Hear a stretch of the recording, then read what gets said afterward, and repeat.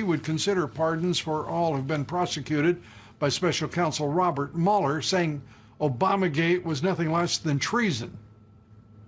The fact is that President Obama and Vice President Biden and the whole group of them, with Brennan and Comey and McCabe and Lisa Page and Strzok, her lover, and beyond them, long beyond them, they spied on the campaign using the intelligence agencies of our country. They illegally, this is illegal as can be. This is treason. This is many things you can call it. They spied on the campaign of another party or a presidential campaign, both before and after victory, both before and after.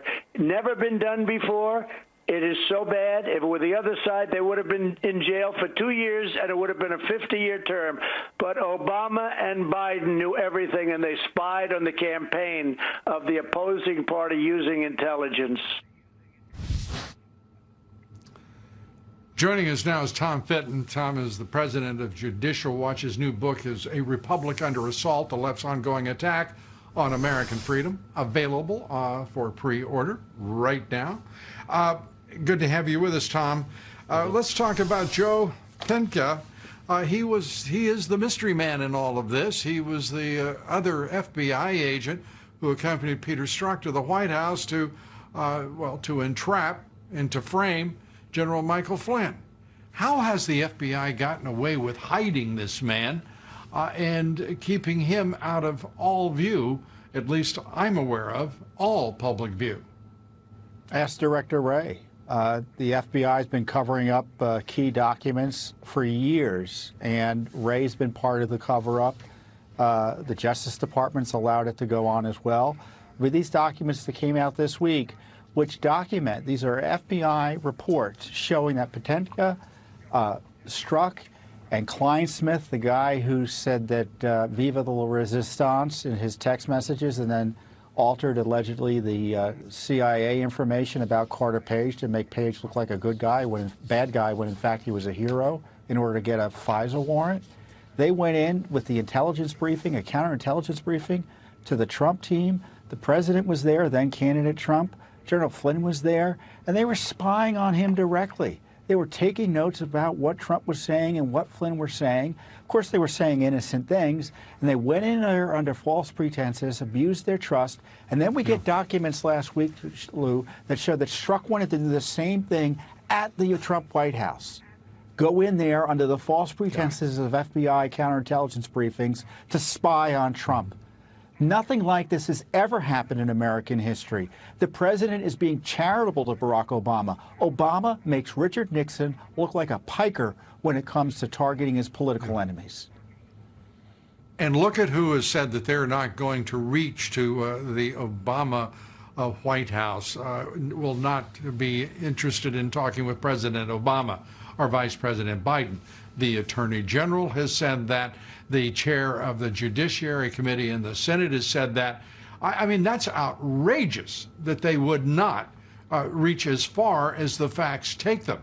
And the facts right now are pointing in that direction, I think, with bright red blinking lights. There's that famous January 5th, 2017 meeting. It's an infamous meeting in the Oval Office where they talked about the dossier, the Logan Act, General Flynn being innocent, yet they all went to spy on and harass President Trump and obviously target General Flynn. Biden, Obama, they were all involved there. You put your finger on it.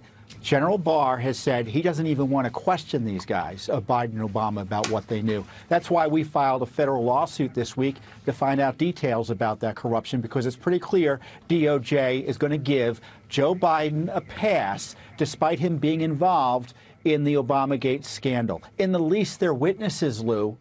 Let's say they're completely innocent of any wrongdoing. At least tell us what they knew and when so we can figure out who did the wrong thing.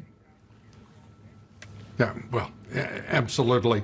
This president has been under investigation by those very agencies, those very departments for almost 4 years.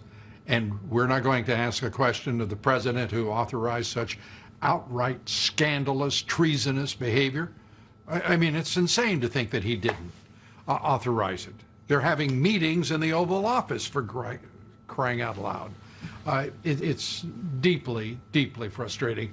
Let me turn to Judicial Watch, your lawsuit against the Department of Education, trying to find out how in the world so much money is sloshing around from foreign nations and hostile powers at that. What are you hoping to find here, and why are we just now learning about all of this? We know the Chinese have been carrying out espionage activities and surveillance for the People's Republic of China for at least 2 decades in this country. Why now? Well, it's come to a head, and frankly, the Trump administration deserves credit for highlighting this issue. For all the complaints we've had about DOJ and FBI and state, at least they're calling attention to the China problem in a coordinated way now. Department of Education, they're supposed to get reports from colleges and universities if those universities get $250,000 or more from a foreign government. According to one report, at least 70 colleges didn't report that type of grant activity from the Chinese. We want the details. We're suing for the info. We also have a lawsuit of the Qatarans. Qatar has given Texas A&M a boatload of money. We're in court against their high-priced lawyers to try to get information about that gift. Texas A&M has got a campus over in Qatar, and they won't give us any details about the gift that seemingly has resulted in that campus being sent to that terror-supporting country. Well, obviously I'm more concerned about China. I am more concerned about Russia. And when I'm asking what has taken so long, 2 decades of surveillance, I mean, this has been going on for 20 years. And only now are those agencies that have harassed and pursued and persecuted this president for 4 years, they're just now awakening to the fact that China is shipping in spies who don't tell the truth. I mean, I can't believe the nonsense that I'm hearing from the FBI, that they just can't believe that effectively that these Chinese nationals who were sent to this country by the PLA to spy and to steal U.S. technology and intellectual property, that they would lie on immigration documents? Are you kidding me? Yeah, I'm old enough to remember, Lou, back in the Clinton administration where you had the Chinese in a coordinated effort trying to influence our elections, and we presume that just stopped. They were bankrolling Bill and Hillary Clinton, targeting Senator Feinstein. She got a briefing about it, but then presumably they stopped. Of course they didn't stop. They were let off the hook, and now we see the results 20 years later. Absolutely. And thanks to you and to Judicial Watch, we see a little clearer. Thank you so much, Tom. Appreciate it.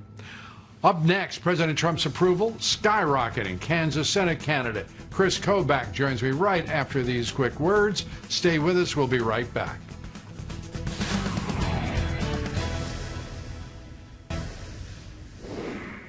Good news for President Trump, and you could argue the Republic, and I do.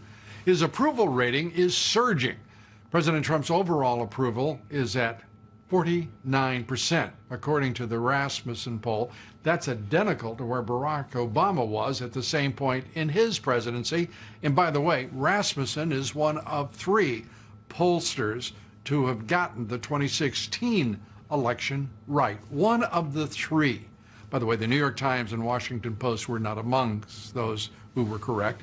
And by the way, his approval is surging among black likely voters, a 49% approval rating among those likely voters. And Rasmussen also finds 30% of black likely voters will be voting for the president.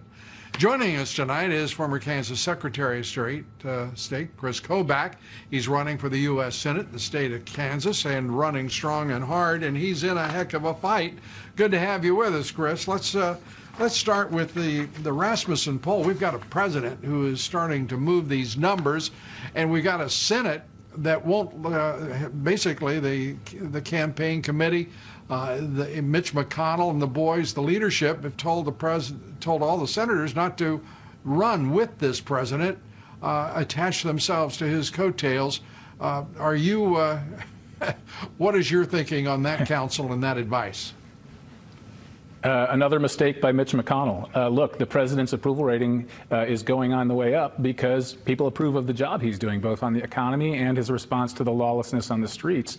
I think there's another thing going on, Lou, and that is the social desirability bias, and that's what the pollsters call it. That, Trump has always performed less well in the polls than he does in the election because some people, when they are called, think that the desirable answer is not to say you're voting for Trump. Well, I think in addition to the fact that more people approve of the job he's doing, he's going to have an even bigger boost on Election Day because those people who are not telling the pollsters they are Trump voters will be Trump voters. Plus, there's the enthusiasm gap. Trump voters are more enthusiastic than Biden voters. I think this looks great for the president. Yeah. And you obviously are a strong Trump supporter. You were considered for a number of posts. Tell us where you are in the race. The primary race for the Senate, running against a Mitch McConnell designated candidate, an establishment candidate if ever there were one. Yeah, well, we're leading in the polls, but it's only a single-digit lead. And as you mentioned, Mitch McConnell has come in to try to interfere in the race and, lift up the rhino opponent that I have and try to propel him across the finish line ahead of me. And, we've seen this so many times where McConnell interferes whenever a conservative is leading in the polls. I think he should just let Kansas Republicans decide for themselves and then put that money behind the winner instead of attacking a Republican. He's hurting the Republican cause, not just in Kansas, but nationally, by attacking Republicans in primaries. How aggressively are you campaigning? How much effort are you putting into this race? Because there are those who criticize you, as you know, for not giving it, not spending 24 hours a day on the trail in a previous election. You, as your producers can tell you, we had to squeeze this interview in because I am literally crisscrossing the state and hopping into a vehicle right after we get off the air to get to the southeast corner of the state in record time. So we're going from dawn until dusk, actually way past dusk on most nights. So we're campaigning aggressively. And one great thing, Lou, is that ever since McConnell came in on behalf of my moderate opponent, conservatives all across the country have tried to fight back, and they're going to chriskobach.com to chip in. So that's been a really nice response from conservatives around the country. A lot of money pouring in for your opponent. How's your fundraising, and how are you doing? Well, we haven't raised as much money as Mitch McConnell's putting in. He's dumped $4 million plus now in the last 3 or 4 weeks, 3 weeks, and it's hard to pick up that kind of money quickly. But we're putting everything we get on the air. Well, he's outspending us about 2 to 1 for these last few weeks, but we still have enough ammunition to win it. And to win it, this is going to be quite some test. Your sense of right now, the energy and the excitement around your candidacy, what are you counting on to take you over the finish line? The grassroots conservatives in Kansas, they know my track record over the years, not wavering, always standing firm on these conservative issues, whether it be the Second Amendment, the pro-life issue, you name it. And so, at the end of the day, it's the grassroots in a Republican primary, the conservative base that carries me through, and I think carries a lot of solid Republicans through.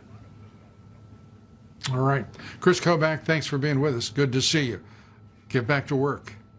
Up next, Secretary of State Mike Pompeo puts China on notice, calls on the world to stand up for freedom. Congressman Jim Banks joins me next, and a reminder about my new book, The Trump Century, how our president changed the course of history forever. He, in fact, saved the republic. It still needs some savings, so think about that. It's available for pre-order at thetrumpcentury.com, barnesandnoble.com, amazon.com. As many copies as you want. You can have them airlifted into the Seattle picket lines if you wish. Stay with us. We'll be right back.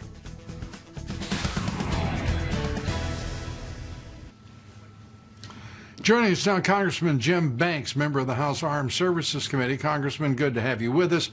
The Secretary of State sounds like a secretary who is keenly aware that the United States is now in a Cold War with the People's Republic of China. Your thoughts?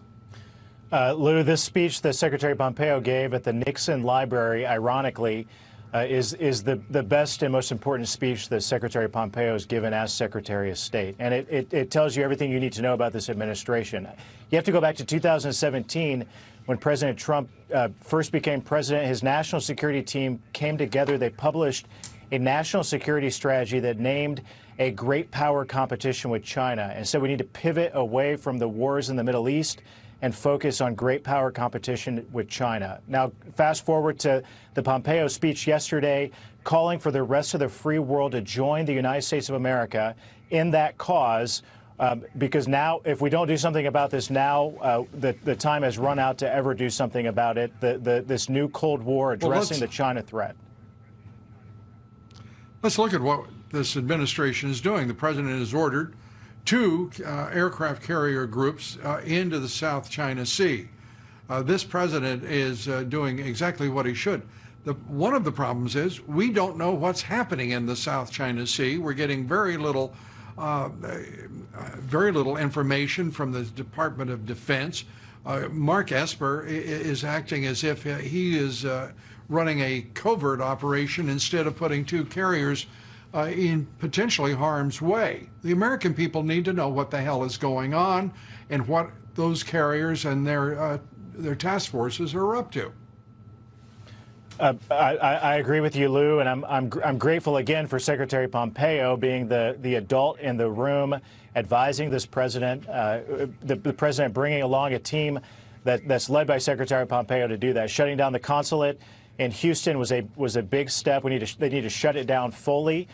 We know the FBI has said that every 10 hours they open up a new case, a counterintelligence case against the Chinese for their theft and intellectual property theft in the United States of America, 1 every 10 hours. We need better leadership from Secretary Esper to step up to the plate with Secretary Pompeo and the FBI director as well. Yeah. I'd love to hear from Christopher Wray how many damn cases are being closed every 10 hours. This is preposterous that they've had time to indulge in Operation Crossfire, Hurricane Razor.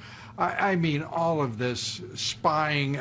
They detached I don't know how many agents at the Justice Department, while we have existential threats from China and from Russia, potentially. What in the world has this country been doing? It's just stunning to me what we have put up with from those 2, the Department of Justice and the FBI. I want to turn to Mark Esper, that, as you point out, here is a man who has had a number of very public conflicts with this president. John Hyten, the vice chair, the general who called this president, I'm not even going to repeat what he said, but it was a word that if I were president, he would be fired and whatever else I could do. It's outrageous what is happening in that Department of Defense. Esper needs to go, don't you think?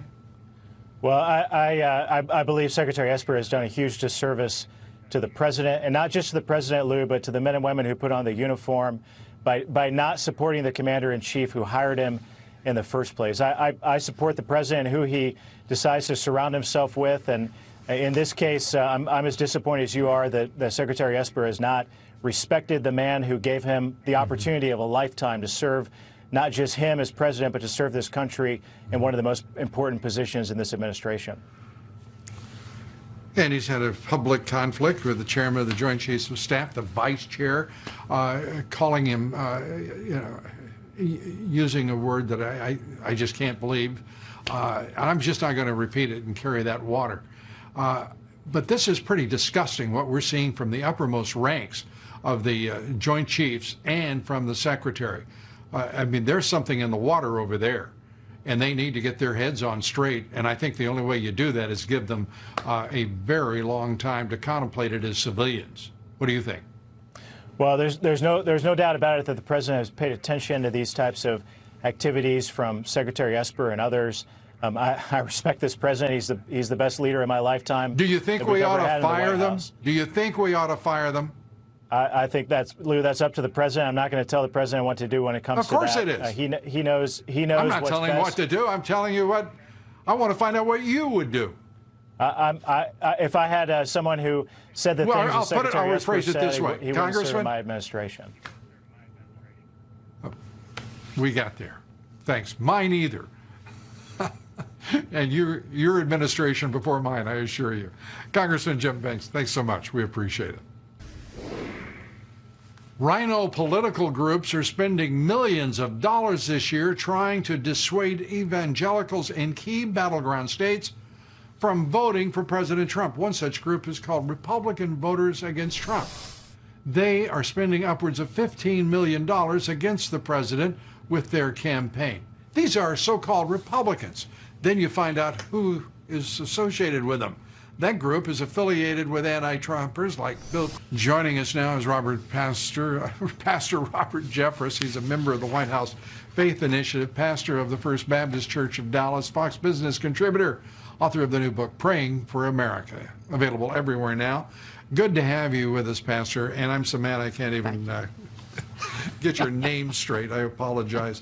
I mean, are you kidding me? Bill Kristol? These people, Jeb Bush's aides, what a bunch of, well, there is some top flight, I won't even say it. Your thoughts about this? Well, look, I'm excited about this. I hope they spend millions of dollars more chasing this fool's gold of the evangelical vote. Lou, they're living in fantasy, thinking that there's this large group of evangelical voters who are upset with the president's tweets or temperaments, and they're going to vote for Joe Biden. Look, Joe Biden will never get more than 17% of the evangelical vote, the same amount that voted for Hillary Clinton, and there's a reason for that. The masses of evangelical voters don't care about the president's tweets or his temperament. They care about his accomplishments. And he's got a long list of those accomplishments. 200 federal judges, conservatives appointed to the court, record pro-life legislation and initiatives, record pro-religious liberty initiatives as well. The 2016 election was about promises. 2020 is about accomplishments, and that's why evangelicals are going to vote en masse for Donald J. Trump. Well, I love your challenge to those folks. It turns out a number of these groups are just raising money for themselves. They're just sort of passing it back and forth amongst themselves, these anti-Trump groups. That apparently works well for them, and it's incredible what we're putting up with. And to see the way the Senate is operating, you've got very good, strong candidates, but not to the liking of Mitch McConnell. They're too conservative. They're not reliable for him, like John Thune and a few of these other folks. It's a shame to see it. You would like to see this president. Every one of these senators should be standing up for him. I really believe Mitch McConnell is running this time. He's doing a Paul Ryan. He's about to lose the Senate because of this ridiculous attitude of his. Well, just remember, Lou, President Trump won without them in 2016. He's going to win without them in 2020. He is, but I'd sure like to see a lot of great pro-Trump folks get in there. Pastor Robert Jeffress, we're out of time. Thanks for putting up with me tonight. Good to see you. Before we go to break, a reminder about my new book, The Trump Century, How Our President Changed the Course of History Forever, available for your pre-order right now at thetrumpcentury.com. The phone lines are manned. Everything's ready. Oh, nope, that was before the internet age. Stay with us. We'll be right back.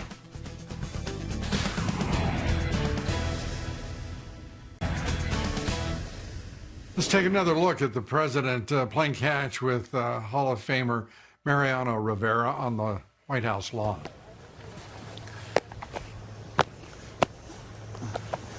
There you go.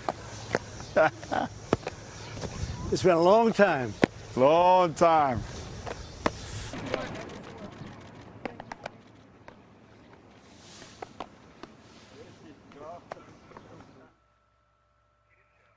That's it for us tonight. Thanks for being with us. Monday, Sidney Powell and Larry Elder join us. We hope you will too. Have a great weekend. Good night from Sussex.